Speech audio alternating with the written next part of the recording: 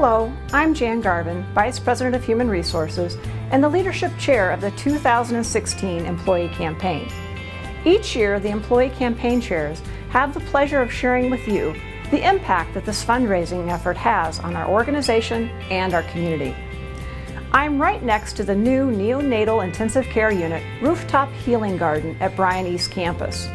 This healing space opened in the summer and will provide respite and comfort to parents who are at Bryan with their fragile newborns for weeks, if not months at a time. Your generosity helped make this outdoor area possible. I also want to share with you another organization impacted by the generosity of Bryan employees, and that is Morning Hope.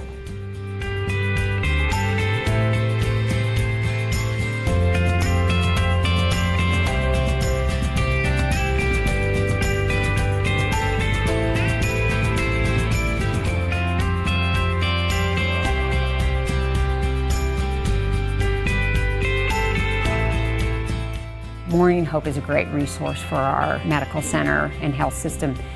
There aren't that many resources for kids who have lost somebody important to them. There's a lot of support groups and a lot of services for adults who have lost somebody, but kids have unique needs. And so we offer that opportunity for those kids to be able to talk about what's happened to them. Specifically for our patients and families, if something tragic happens here, it's somebody that we can give as a connection down the road. But our own hospital, we've lost our own friends and families here. And so I know that we ourselves have used the support group when we've lost somebody.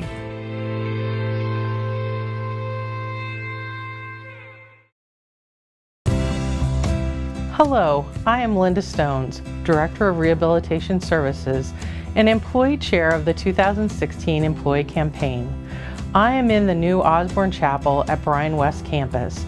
Donations from members of our community, contributions from previous employee campaigns, and a lead gift from Mrs. Desta Osborne in the memory of her husband, Dr. Robert Osborne, were responsible for 100% of the funding to make this space possible. The Osborne Chapel is an area that is dedicated to the spiritual reflection of all of Bryan's patients, families, and employees during times of hardship and grief. Throughout my years at Bryan, I have been amazed at the extraordinary compassion of our employees. It extends beyond the bedside needs and into the comprehensive healing environment. The Osborne Chapel is one example, but so too is our special needs clothing closet.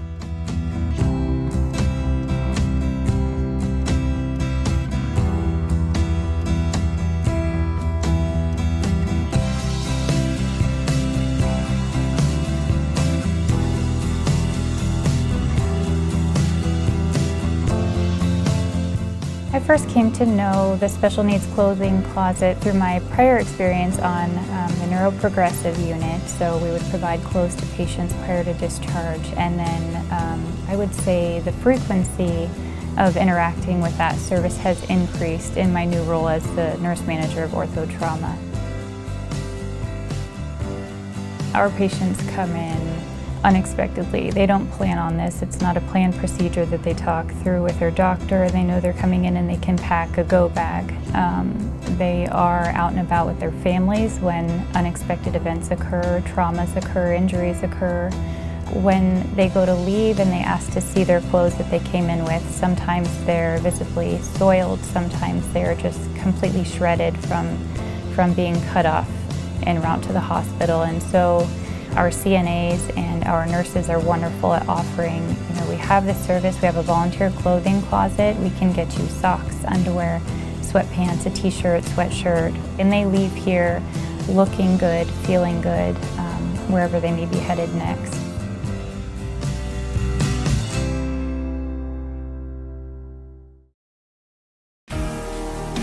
Hello, my name is Dr. Dale Hansen. I'm a cardiologist at Bryan Heart and physician chair of the 2016 Employee Campaign.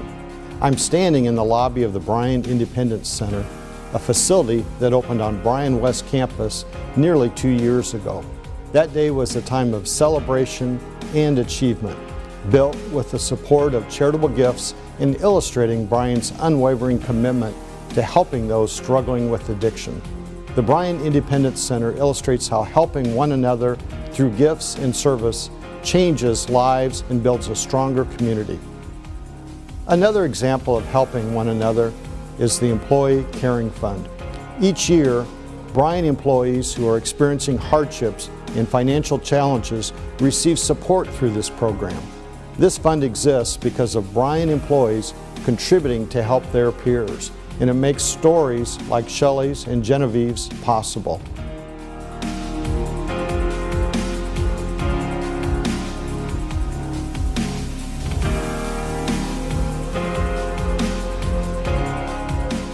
After talking to Dr. Friesen, I was telling him that I wasn't having as much movement as I thought, and he had measured me, and I was measuring about 8 weeks ahead of schedule. So he thought, let's get an ultrasound.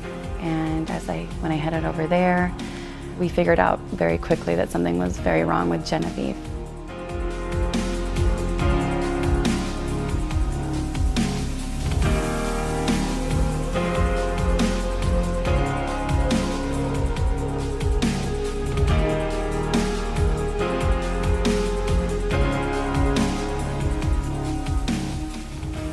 We came home, we ended up establishing care up in Omaha to make sure all the specialists were ready when she was going to be delivered, and we ended up following up the next day, and the fluid had receded enough that she was breathing, so then we knew that we could intubate.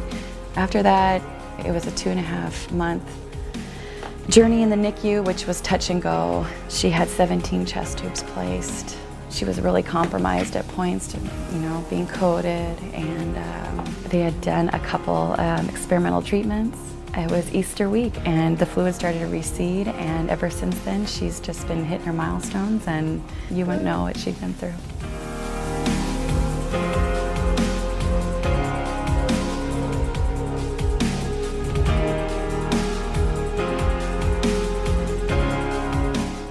To get this help from employees that I've never met before, just people I walk by in the halls, it's just overwhelming.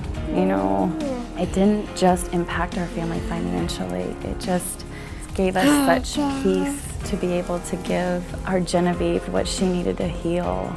It can change someone's life.